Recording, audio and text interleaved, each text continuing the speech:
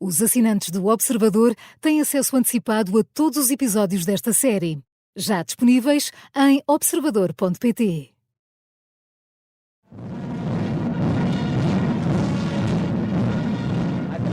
6 de outubro de 1981.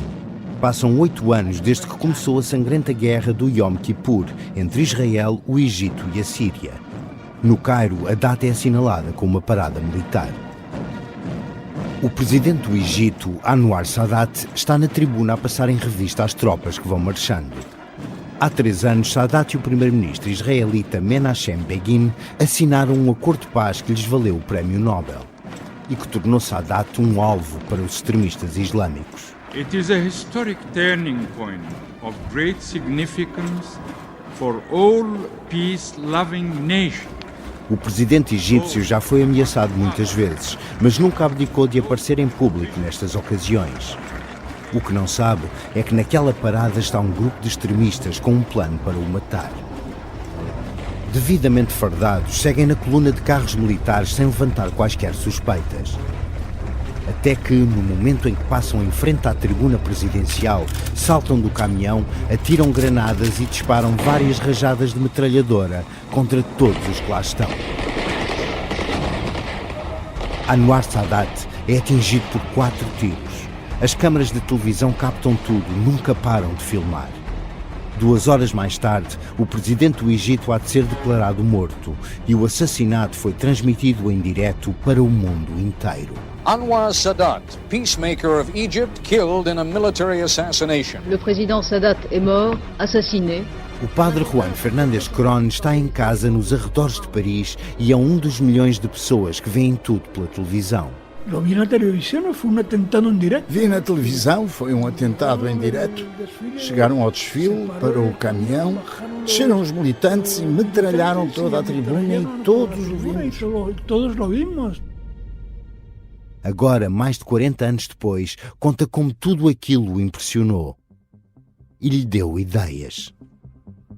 Aquello efectivamente se pode dizer incluso que me escandalizou. Aquilo efetivamente pode dizer-se que me escandalizou.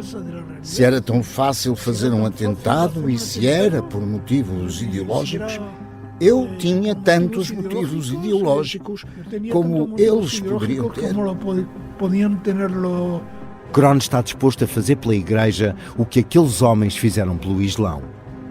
Não reconhece a legitimidade do Papa João Paulo II. Acha que ele é um antipapa, uma encarnação do anticristo, um agente comunista e uma ameaça às antigas tradições católicas. Tem a prova diante dos olhos. Fazer um atentado é fácil. E o que não faltam a Crón são razões ideológicas para também planear um.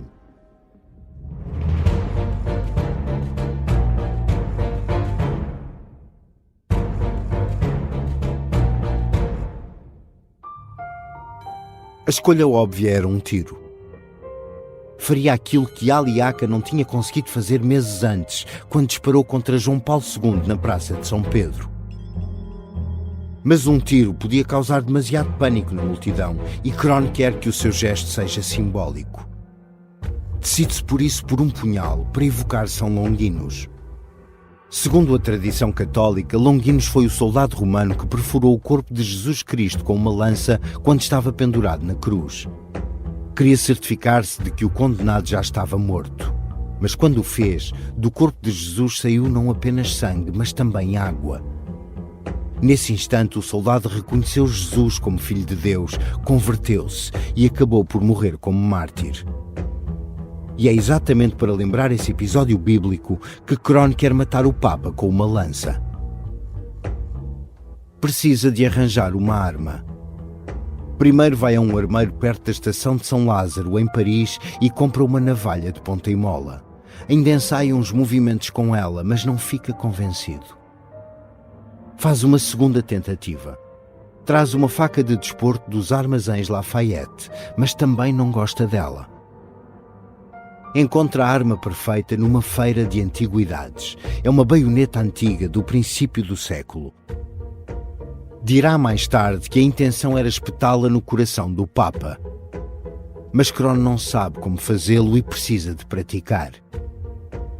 Em segredo, fechado no quarto, treina várias vezes em frente ao espelho para descobrir a melhor forma de esfaquear João Paulo II.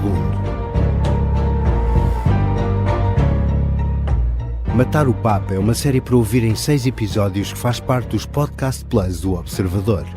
É narrada por mim, Pedro Lajinha, com banda sonora original de Rodrigo Leão e participação especial de Adriano Luz na voz de Juan Fernández Cron.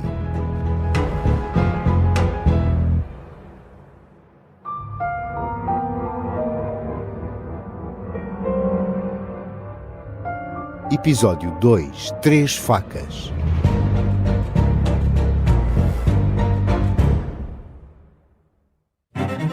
Nesta viagem emocionante, vamos ouvir uma história inesquecível. A cada episódio, o suspense envolve-nos, assim como a experiência única de movimento da Kia. Junte-se a nós nesta viagem. Kia, Movement that Inspires.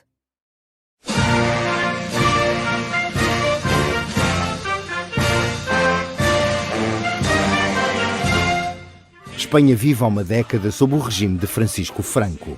Depois dos anos conturbados de Primo de Rivera, da Segunda República e da Guerra Civil, Franco implementa uma pesada ditadura de inspiração fascista, conservadora, nacionalista e anticomunista. É necessário que os espanhóis todos se aperciban que os bienes, poucos ou muitos de que hoy disfrutan, están fundamentados en la unidad, la paz, la disciplina y el orden interno de los españoles. A 2.000 quilómetros de Madrid, na Polónia comunista, do lado de lá da cortina de ferro, o jovem padre Karol Wojtyła dá os primeiros passos no sacerdócio. O futuro Papa foi ordenado padre há apenas 3 anos. Tem 29 anos quando Juan Fernández Cron nasce na capital espanhola, em junho de 1949. O pai de Cron, Miguel, é engenheiro aeronáutico na Força Aérea. O apelido estrangeiro vem do lado da mãe, Júlia. O bisavô materno era norueguês, mas emigrou para a Espanha na juventude e converteu-se ao catolicismo. A família é incondicionalmente franquista. Juan tem 4 irmãos, 2 rapazes e 2 raparigas. Todos estudam em colégios católicos. Em casa há um ódio ao comunismo, sobretudo por causa dos relatos dos familiares que viveram a Guerra Civil e que se lembram das lutas contra os vermelhos, como chamavam aos republicanos.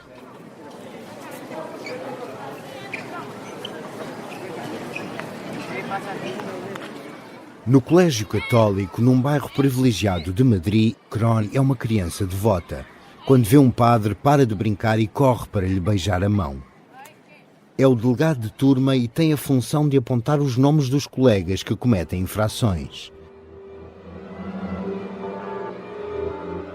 Mas o que vai mesmo marcar-lhe a vida são os anos 60.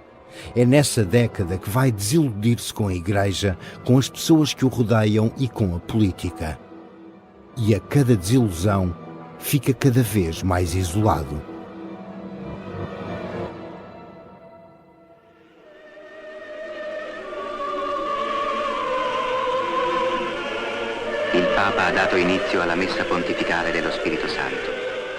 Foi no dia de Natal de 1961 que o Papa João XXIII convocou o Concílio Vaticano II. Para João XXIII, a Igreja assistia a uma grave crise da sociedade. Todos os dias havia grandes evoluções tecnológicas, mas a Igreja estava parada. Era preciso agir. Por isso mesmo, o Papa chamou a Roma todos os bispos do mundo para renovarem a instituição.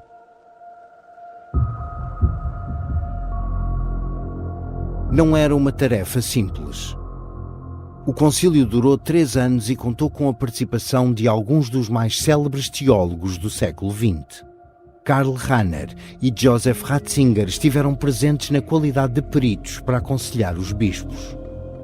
Karol Wojtyła, que entretanto já não era um simples padre, mas o bispo auxiliar de Cracóvia, também participou. Do concílio saíram inúmeras alterações que revolucionaram a Igreja.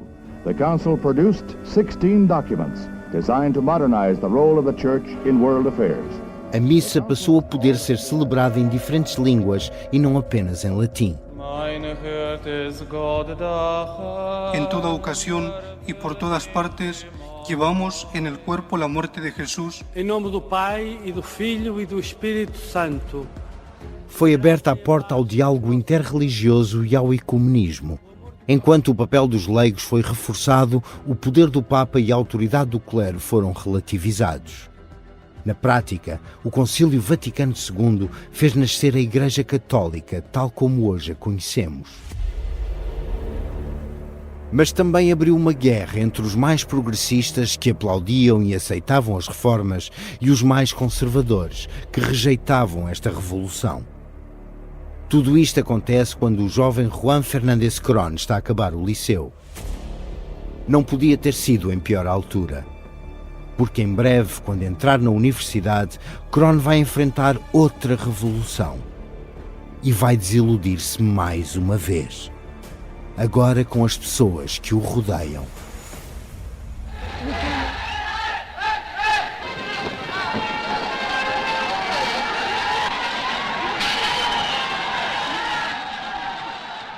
Em maio de 1968, Paris está em convulsão.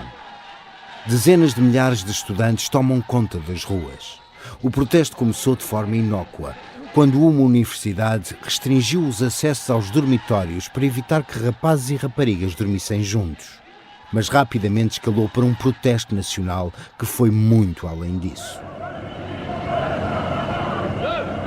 O protesto dos jovens franceses acompanha a revolução sexual europeia. Querem uma nova cultura de juventude que rompa com as tradições que consideram antiquadas. Criticam a guerra no Vietnã, exigem igualdade de direitos sociais e têm heróis como Che Guevara, um dos líderes da Revolução Cubana.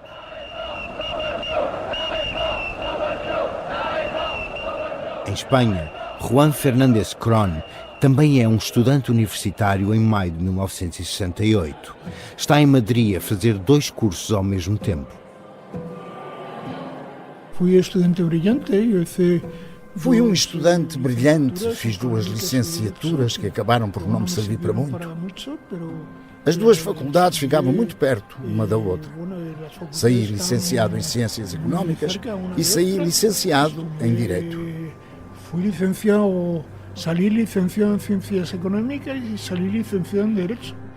Durante os estudos, Colón assiste aos protestos em França que o ajudam a consolidar uma posição anticomunista. A partir de certa altura, na cabeça de Colón, estas 2 revoluções juntam-se e passam a ser apenas uma. Os reformistas da Igreja são, afinal, agentes do comunismo. Encarei o Concílio Vaticano II, como todo mundo, como uma fonte de esperança, de sonho, de ilusão, e a modernizar a Igreja. Mas depois entrei na universidade e ali tornou-se claro: o Concílio Vaticano II era justificar a extrema-esquerda. Foi assim que o vi. A partir daí reagi e fui adotando uma atitude reacionária. Fui adoptando uma atitude reacionária. Cerca de 30 anos antes, o Papa Pio XI tinha publicado uma condenação formal do comunismo ateu. O Santo Ofício publicou um decreto a determinar a excomunhão dos católicos que defendessem a doutrina marxista. No entanto, nos documentos que resultaram do Concílio Vaticano II, não há qualquer condenação explícita do comunismo. Mas, quando foi apresentada uma proposta de condenação formal do comunismo, o texto foi rejeitado. E o bispo Karol Wojtyła foi um dos muitos que votaram contra. Chegou o concílio e então houve uma minoria de... Chegou o concílio e houve uma minoria de padres conciliares, dos quais fazia parte Monsenhor Lefebvre, que era uma minoria tradicional, mas era uma minoria restrita, que quis renovar a condenação. O principal responsável pelo fracasso da renovação da condenação do comunismo foi o Papa Wojtyła, que era na altura padre conciliar. Foi o Papa Wojtyła, que era então padre conciliar, não? O mais certo é que a Igreja tenha decidido fazer essa concessão em troca de uma possibilidade de diálogo com os regimes do leste ou da participação dos bispos soviéticos no concílio. Mas Juan Fernández Cron não se deixa convencer.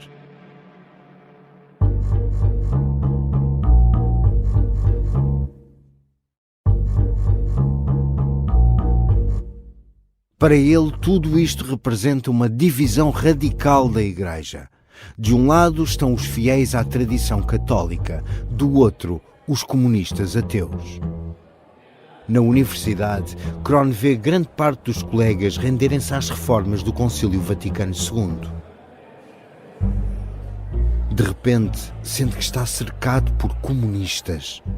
A metamorfosis de mis compañeros de la universidad católicos. A metamorfose dos meus companheiros de universidade católicos, que tinham sido gente normal, tinham sido educados na Espanha de então, e da noite para o dia, extrema esquerda, todos, extrema esquerda radical, um comunismo à espanhola, comunismo da guerra civil, em nome da Igreja, em nome do Concílio Vaticano II.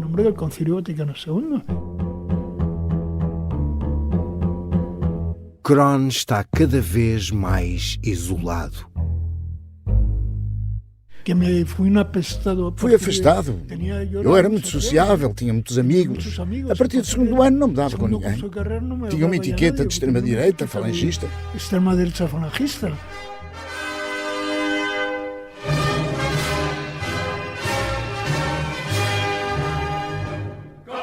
É justamente nessa altura que Juan Fernández Cron dá os primeiros passos de radicalização e decide juntar-se ao movimento falangista, a FES, Frente de Estudantes Sindicalistas. O FES era um grupo de falangistas dissidentes. A FES era um grupo de falangistas e dissidentes que acusavam Franco de ter traído a doutrina de José António. Era uma postura simples e pueril, mas era assim. Simples e tão pueril a postura, pero era assim. José António. Já foi há quase 90 anos que o filho do ditador Miguel Primo de Rivera foi executado pelos republicanos espanhóis no pátio da prisão de Alicante. Mas Cron continua a tratá-lo apenas pelo nome próprio, quase como se fosse família. É em 1933, 3 anos depois de o pai abandonar o governo de Espanha, que José António Primo de Rivera funda a Falange Espanhola, o movimento nacionalista e de inspiração fascista que vai estar na base do pensamento de Francisco Franco. Mas quando o generalíssimo chegar ao poder, alguns dos falangistas mais radicais vão virar-se contra Franco. Acusam-no de ter traído as ideias originais de José António Primo de Rivera. Cron, que tem um póster de José António colado na parede do quarto, é um deles. Inscreve-se na FES, participa em protestos estudantis violentos e acusa Franco de ter aburguesado o regime. É a terceira desilusão. A sociedade conservadora em que cresceu está a desmoronar-se, mas recusa-se a cair com ela. Tem de encontrar uma saída. Precisa de descobrir mais pessoas que pensem como ele. Está licenciado em Direito e em Ciências Económicas. Foi um bom aluno. Conseguiria facilmente emprego em qualquer uma dessas áreas. Mas em vez disso, compra um bilhete de avião para o Rio de Janeiro e trata de arranjar uma entrevista com o Dr. Plínio. Mas não é o mero crer, é amar o que se crê. Portanto, entra aqui a caridade. No início da década de 70, há muitos movimentos católicos ultraconservadores que estão contra as reformas da Igreja. Um dos mais destacados é a Tradição, Família e Propriedade, fundada em 1960 no Brasil pelo professor universitário e antigo deputado Plínio Correia de Oliveira, com o objetivo de restaurar a civilização cristã. É exatamente comunicar esse amor, esse enlevo pela res católica, pela coisa católica, pela Santa Igreja Católica, pela doutrina católica, pelo estado de espírito. Nesta altura, Cron ainda não pensa em ser padre. Sabe que quer dedicar a vida à defesa da Igreja, mas nunca pensou na vocação religiosa. Esse foi o chamamento do irmão mais velho, que está por esses dias no México com uma ordem de missionários. Apesar de serem da mesma família, estão em lados opostos. Miguel Cron aceitou desde a primeira hora as reformas da Igreja e nunca pôs em causa a obediência a Roma. Depois ainda há outra grande questão. Para Juan Fernández Cron, a vocação resume-se ao celibato. Quem se sente atraído pelo sexo feminino não tem vocação. E ele sente-se atraído por mulheres. O que atrai Cron para uma vida religiosa é um sentimento de culpa difícil de explicar. Sente-se obrigado a fazer algo. É uma obsessão que não lhe sai da cabeça. Tem de se negar a si próprio e fazer alguma coisa para ajudar a salvar a Igreja. Na organização do Dr. Plínio não seria sacerdote, mas teria de ser celibatário na mesma. E até estava disposto a aceitar esse estilo de vida. Mas depois da entrevista com o fundador, Cron é rejeitado. De volta à Espanha, decide tornar-se monge cartucho. El momento que me senti rechazado na TFP... Quando me senti recusado, pensei no sacerdócio. Estive na Cartucha de Aula Dei, em Saragossa, mas é um pouco como ser enterrado em vida. Estive lá durante o verão e a vida de Cartucho é um enterro em vida. A vida de Cartucho é um enterro em vida, é decir, o cartucho vive fechado na sua cela e não sai. Só sai para as orações monásticas à noite. Mas vive fechado na sua cela. O rezo monástico por la noche, creo que es, pero vive encerrado em sua cela. Apesar de ter chegado mesmo a pensar aceitar o enterro em vida, também desiste desta opção quando o prior lhe anuncia que em breve também ali se vai passar a rezar a missa segundo os novos ritos. E é só por isso que em 1974, com 25 anos, Cron bate à terceira porta, a da Fraternidade Sacerdotal de São Pio X, fundada pelo arcebispo francês Marcel Lefebvre, na Suíça. E aí é finalmente aceite.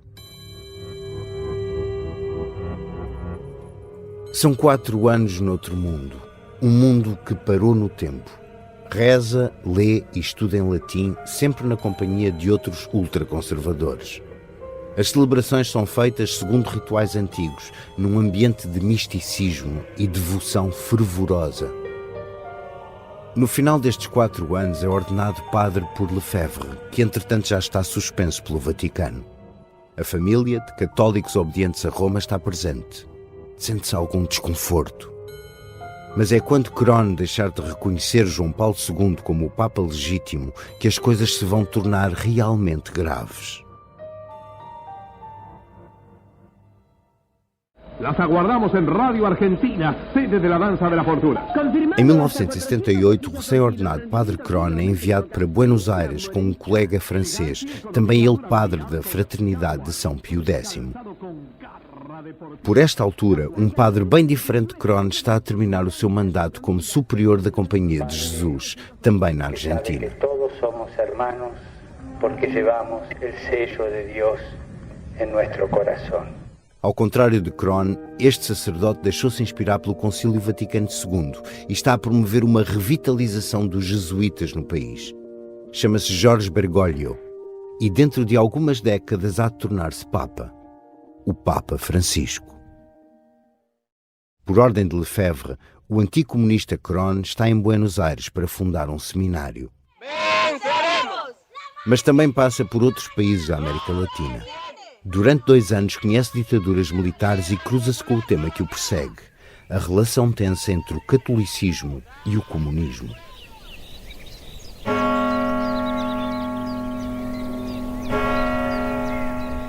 Depois, em março de 1980, volta à Europa e, mais uma vez por decisão de Lefebvre, instala-se em França, num priorado. Uma casa que é uma espécie de pequeno convento onde vivem 2 ou 3 padres da Fraternidade de São Pio X. Vivem em comunidade e prestam serviço nas capelas tradicionalistas que ficam ali perto. Cron celebra com frequência em 3 capelas, 2 nos subúrbios de Paris e outra em Rouen, a 2 horas da capital. É uma realidade totalmente à parte da Igreja Católica oficial, sem qualquer relação com a Arquidiocese de Paris. As capelas e as casas dos priorados são mantidas graças à generosidade de benfeitores, Famílias católicas ultraconservadoras, tradicionalistas e com muito dinheiro, que seguem a corrente de Lefebvre. É daquela pequena casa, nos arredores de Paris, que em maio de 1982 vai partir para apanhar o comboio que o há de levar a Fátima para matar o Papa. Mas antes disso, ainda há de fazer uma viagem até à Polónia comunista. Good evening. Pope John Paul II continued his triumphal tour of his homeland today, speaking diplomatically but pointedly about the relationship between the Church and communism. Se o Papa João Paulo II não fosse polaco, provavelmente nunca teria sido autorizado a visitar a Polónia em 1979. O Papa anterior, Paulo VI, já tinha tentado, mas o governo comunista recusou. Apesar de terem dado luz verde à viagem, as autoridades estão sempre em alerta e impõem uma série de regras sobre a presença de João Paulo II no país. Receiam que o Papa possa dar ideias aos polacos e despertar-lhes sentimentos de independência. A televisão nacional é autorizada a transmitir a viagem papal, mas recebe instruções rígidas no sentido de não filmar as enormes multidões que participam nos eventos com João Paulo II. A viagem tem um tom político, mas os jornalistas precisam de saber ler nas entrelinhas daquilo que o Papa diz e faz. Narazilibyśmy się na zasadnicze nieporozumienie. Em todo o bloco soviético, cada palavra de João Paulo II é escutada com atenção. O Papa fala na língua materna e foge várias vezes ao discurso que traz escrito. Nie sposób zrozumieć tego narodu, który miał przeszłość tak wspaniałą, ale zarazem tak straszliwie trudną, bez Chrystusa. João Paulo II vai repetindo uma mensagem que já se tinha tornado uma espécie de assinatura, mas que na Polónia comunista ressoa de modo ainda mais especial. Não tenham medo. Diz aos jovens que eles são o futuro do mundo, da nação e da Igreja, e que é deles que depende o amanhã, que pode ser melhor do que o hoje. Até na Polónia. No final de uma enorme missa em Varsóvia, usa uma expressão que até hoje é referida como fundamental para uma série de mudanças no país. Perante milhares de polacos, João Paulo II faz um apelo à renovação da face daquela terra. Niech stąpi duch Twój i odnowi oblicze ziemi. A mensagem vai ter um impacto concreto um ano depois, em agosto de 1980, momento em que muitos hão de ver o princípio do fim do comunismo. Naquele verão, o aumento dos preços dos alimentos na Polónia é o gatilho para uma onda de protestos com epicentro nos estaleiros navais de Gdansk. Milhares de trabalhadores entram em greve e um homem destaca-se na liderança do movimento. Lech Walesa, um eletricista de 36 anos. Os trabalhadores querem derrotar o comunismo usando as armas dos próprios comunistas. Exigem o direito à greve e a formar sindicatos livres, que é, como quem diz, independentes do Partido Comunista. Enquanto essas reivindicações não forem cumpridas, recusam sair dos estaleiros navais. Surpreendentemente, o governo aceita negociar e acaba por ceder às exigências. Mamy wreszcie niezależne, samorządne związki zawodowe.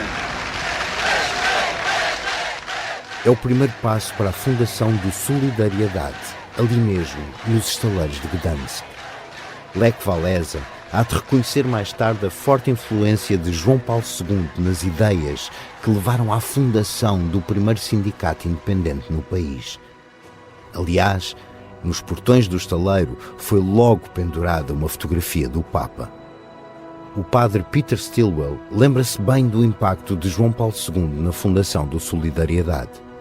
Quando ele chega à Polónia e consegue mobilizar praticamente todo o país, ele percorre a Polónia toda com multidões enormes que nunca se tinham visto nos países comunistas, senão controlados pelo partido ou pelo regime.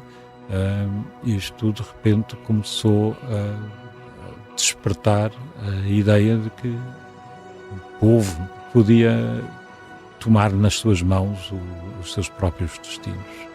A partir de Moscovo, a União Soviética vê o surgimento do Solidariedade com grande preocupação e pressiona a liderança polaca a reprimir o movimento, que continua a organizar greves e protestos. Quando a Solidariedade nasce em agosto de 1980, o padre Kron está em Paris há 5 meses. Como militante especialmente interessado na luta anticomunista, acompanha com atenção o que se passa na Polónia. Normal working is resumed along the Baltic coast of Poland. The shipyard workers, some of them reluctantly, have returned after their month-long strike. Celebra com os polacos aquela vitória contra um regime comunista. E no verão de 1981 viaja mesmo até à Polónia. O padre espanhol quer conhecer a realidade do país profundamente católico e, sobretudo, quer conhecer Lech Walesa. É recebido por um destacado membro do Solidariedade, que o acolhe na cidade onde vive e o acompanha em vários pontos da viagem de 3 semanas. Chega mesmo a trocar algumas palavras com o próprio Walesa, num breve encontro durante um congresso regional do Solidariedade. Mas não fica convencido de que João Paulo II esteja de facto do lado deles. Pelo contrário, vai acabar por acusá-lo de trair os polacos. A 13 de dezembro de 1981, o presidente da Polónia, um general comunista, surge com ar solene e de uniforme verde na televisão. Ogłaszam, że w dniu dzisiejszym ukonstytuowała się Wojskowa Rada Ocalenia Narodowego. Anuncia que à meia-noite a lei marcial vai entrar em vigor no país. Pressionado por Moscovo, o chefe de Estado quer esmagar o Solidariedade, que está a ganhar força graças ao apoio de João Paulo II e a ameaçar o regime comunista. O Solidariedade é extinto. Por todo o país, os polacos contestam a lei marcial. Acender uma vela à janela torna-se o símbolo do protesto em todo o mundo. Na Casa Branca, o presidente dos Estados Unidos, Ronald Reagan, há de fazer o mesmo.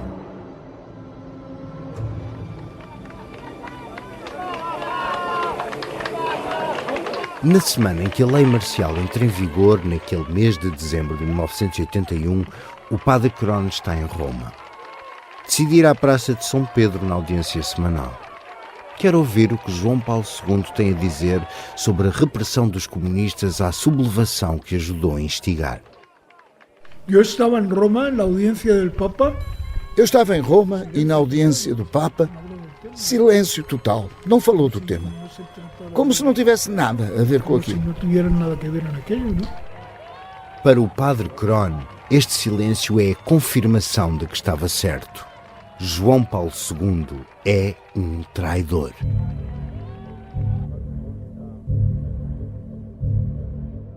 Mas na realidade, nada disso é verdade. Na audiência daquela semana, o Papa fala efetivamente sobre a situação na Polónia. Pede um regresso ao caminho do diálogo e chega até a acender uma vela à janela no Vaticano. Na mesma viagem à Itália, o padre Kron também visita Assis. Na pequena capela onde se acredita que morreu São Francisco de Assis, faz aquilo que diz ser um voto com a morte na alma, para matar o Papa. Nessa altura já não tem dúvidas. Só tem uma missão na vida e essa missão é assassinar João Paulo II. Falta apenas decidir quando e onde. A resposta está num misterioso documento que só pode ser lido por uma pessoa: o próprio Papa. Mas essa é uma história para o próximo episódio. No próximo episódio. Se Kron quiser matar o Papa, vai ter de passar por ele. E isso não é fácil. Ramalhete é um agente treinado especificamente para proteger as altas individualidades. Não lhe posso explicar muito em pormenor, mas posso lhe dizer muita instrução de tiro. tiro de toda a maneira, mão esquerda, mão direita, deitado de costas, tiro com agentes à nossa frente ao lado do alvo. Não se pode errar.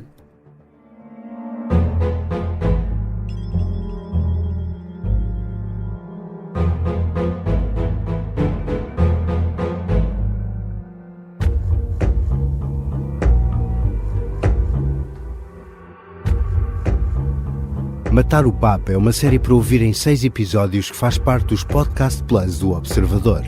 É narrada por mim, Pedro Lajinha, com banda sonora original de Rodrigo Leão e participação especial de Adriano Luz na voz de Juan Fernández Cron. O guião e as entrevistas são de João Francisco Gomes. A sonoplastia é de Bernardo Almeida. O design gráfico é de Miguel Ferrazo Cabral. A edição é de Tânia Pereirinha e João Santos Duarte. A coordenação é de Miguel Pinheiro, Filomena Martins, Pedro Jorge Castro, Ricardo Conceição e Sara Antunes de Oliveira.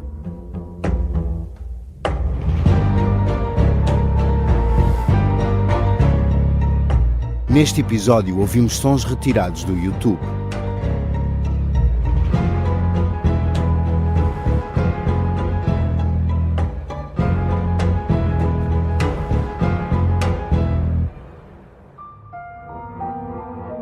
Podcast Plus do Observador. É mais do que um podcast.